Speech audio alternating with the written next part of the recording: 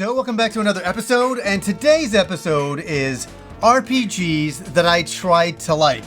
Have you ever had that? You bought an RPG, you were super hyped for it, you start playing it and you're like, this is not what I thought it was going to be, or there's just something about it that threw you off and you couldn't get down with the program. And today's episode is not just about like hating a game or something like that, but trying to enjoy a game and everything about the game says no to you. So I've talked so much on the show over the years about Phantasy Star, one of my favorite games of all time. And that 1988 summer, there was so many great RPGs that year. On the Master System, there was Phantasy Star, there was Miracle Warriors, there was Ys, The Vanished Omens. I mean, the Master System was rockin', and I played all these games down at my friend's place down the road, and had some amazing adventures over there, playing Dungeons & Dragons and these style of games. And then they bought another interactive RPG style of game, and I was excited because I had never played this, because it was a PC game, and it was a port of King's Quest, Quest of the Crown, a text-adventure action game for the Sega Master System, where I was like, okay, I'm in. I can't wait to play this.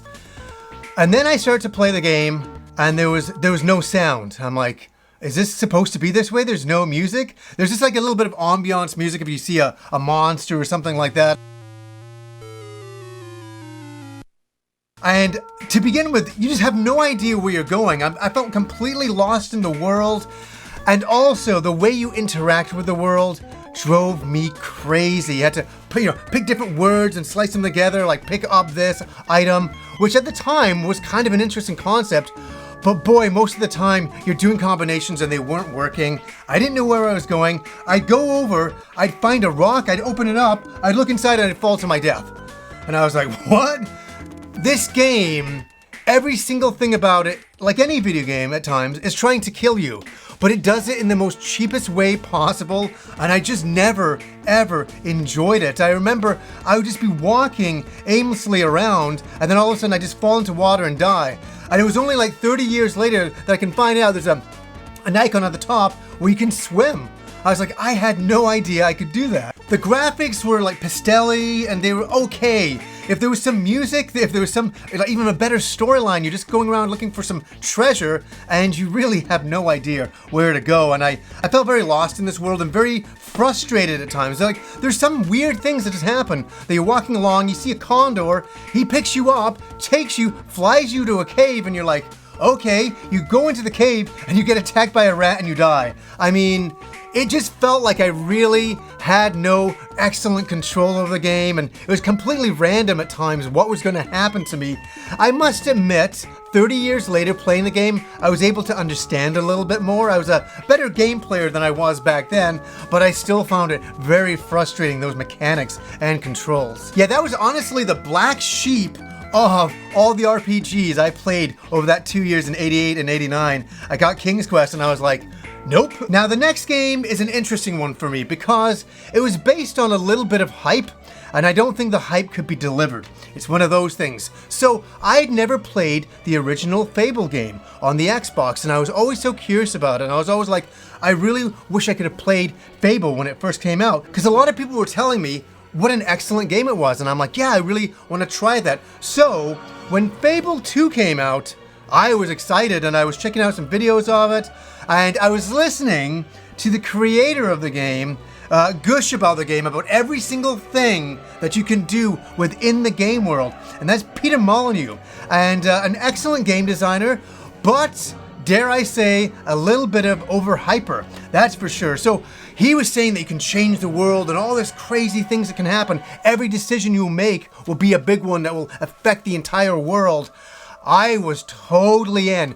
So I got the game, I started to play it. The first thing that I was like, I really don't like the character designs. I'm like, these character designs are not for me. You kind of look at the cover, it's got a bit of an anime-esque kind of look to it. It looks pretty cool. But then the in-game graphics, you're like, oh no, this is not really, this is not really for me. But that's okay, I look past that. But then I started running around and the controls are so sluggish. It's like you're running underwater a lot of times and doesn't feel too good. And I was like, man, I don't know why they didn't concentrate on this a little bit more. And then as the game keeps going, you grow up and then you start to explore the world. And I'm like, okay, great. Now I can enjoy this game. And I'll say this much, the graphics for the most part are pretty good. Some of the dungeons and things look really good. Combat is really just hack and slash, and there's not really too much to that. But it was the overhype. I went in expecting to change the world and to do all this amazing stuff, and I really feel I didn't do that. I remember Peter Molyneux going on about the dog. You get a dog in the game. And he's like, the dog is the most important thing in the game. The dog is love. You will fall in love with the dog and blah, blah, blah. I really didn't feel anything for this dog. The dog just kind of barked and found a treasure, and I was like, okay, cool. But I mean, I wasn't moved the way I was hoping that I would be moved. And I've always been so disappointed with Fable 2, and maybe just my reaction to it. I can see a lot of people enjoying the game, but I think to myself that I even got through the game quite fast. It wasn't a very hard game. It's always one of those things when I think back to it, I always think about the overhype of reading so much about it and the promises, and then playing it and going, oh, it wasn't quite like that, was it? And I think that's why I couldn't get into Fable 2. Now, the next game is from 1995 and is a funny one for me. Every time I think about this game, I kind of laugh to myself. And why would that be? Was it a terrible RPG? Did they do horrible things with it? No, it's a very, very generic RPG on the Super Nintendo. It came out in 1995, and I was like, I rented it, and I thought, oh, I'll give this a shot. And I played it, and I was like, okay, graphics are kind of like Final Fantasy. It's not breaking the mold in the RPG genre. The combat was okay. You could see your character, fighting the enemies, and I thought, that's all right. But it's not, again, it's not like exciting. It's not amazing stuff. You're not super happy to be playing it. You're just playing a generic RPG. Music, it's okay as well. Why I could never fully get into this game and why it would never be a classic or anything like that is because it's an average game. But this is bad on my part. It was the box art. The box art was so horrible. I had to look up the box art to get a photo for this, and I'm like, oh my god, it's still as bad as I remember from all those years ago. It's just those afros, those characters, they look so bad, and I hate crapping on another artist there, but it just doesn't excite you. It doesn't get you into the game, and that was my problem with Tekmo Secret of the Stars. Yes, there, I finally said the title. I didn't even want to say it because it haunts me. That box art, every time I see it, I'm like, oh no, it's Tekmo Secret of the Stars. And I think back to the game and I'm like, yeah, that was okay. But my god, the box art still haunts me till the ends of my time. Okay, the next game, this is going to be a shocking one for a lot of you out there. You'll be like, what? You couldn't get into this game? I couldn't get into it. It's not that I hate it, because I don't hate it, but I just couldn't get with the program. And again, like Fable 2, I think it was a bit of the hype building up to it. And the hype began for me, I was reading about it in Japanese video game magazines right here. The Legend of Mana. I know a lot of you out there are gasping going, oh my god, you're gonna go on about that game? Yes, I am. Because I would get the magazines, I'd flip through it, I'd see all the great stuff, and I was like, I cannot wait. I was a big Secret of Mana fan, and obviously Seiken Densetsu 3, which we never got over here until recently. I like those style of games, and I'm like, I can't wait. An action RPG on the PlayStation 1 hardware. I was seeing the graphics. The graphics were awesome. Pastel-y, watercolor, beautiful stuff. And I even did crazy things back then. I picked up the soundtrack months and months before the game. I ever got the game over here. So I was like, listening to the music, and I want to say something about the music. This is in my top 10 video game soundtracks of all time. The Legend of Mana soundtrack is in a league all of its own. It's over here, man. It's excellent stuff. I really recommend listening to it if you've never heard the music. It's really great stuff. Okay, so what is my problem when the game came out? Here we go, The Legend of Mana. How could a Mana game be bad? As I say, the graphics are beautiful. They are really a storybook come to life, and you get to choose your character in the beginning. And then here's the point of the game that I do not like: the fragmented world. And how I mean is, at the beginning, you're given a world map, and there's a wheel, and you can pick your home, and you plop it down wherever you want on the entire map. and you're kind of building your world as you go along, picking where you want things to go. And I just found it very, very gimmicky. And I was just like, I want a cohesive one world to explore. And it's like I can put something over here, over there. It doesn't really matter.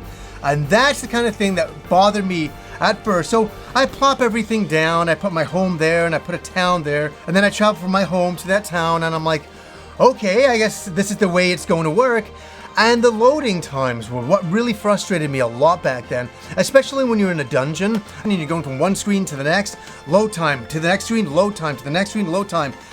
I didn't particularly love that, but not only that, I found the combat kind of janky. I didn't really enjoy that too much. I thought, to do Seiken Densetsu 3 and to do Secret of Mana, if there was any problems with some of the controls, you're like, okay, that's a sign at the time. But we were on the PlayStation 1 at this point. I was really excited to get in there and do this action RPG combat, and I was like, it doesn't feel nice. It doesn't feel great, and nothing about the game felt perfect to me. I found the storyline very soulless. I wasn't really wrapped up in that. I wasn't really wrapped up in the characters. It had limited exploration in the towns, so you'd walk into this beautiful store and you can't even interact with anything. Maybe you'd be lucky and there'd be a treasure chest in there that you could interact with, and I thought that was a big missed opportunity.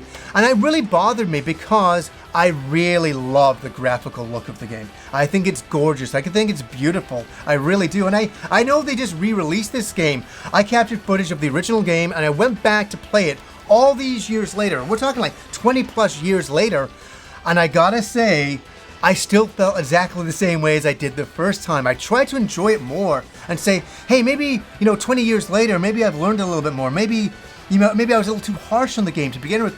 No, my opinion still stands. I don't like the fragmented world. Still feel it's very, very gimmicky. And I've always been upset about Legend of Mana because it's one that I aspired to like so much and I couldn't get with the program, and that was always so frustrating. So guys, what are some RPGs for you that you tried to enjoy, you tried to love them, but you just couldn't get with the program, you couldn't get into them? Let me know down below. So anyways guys, until next time.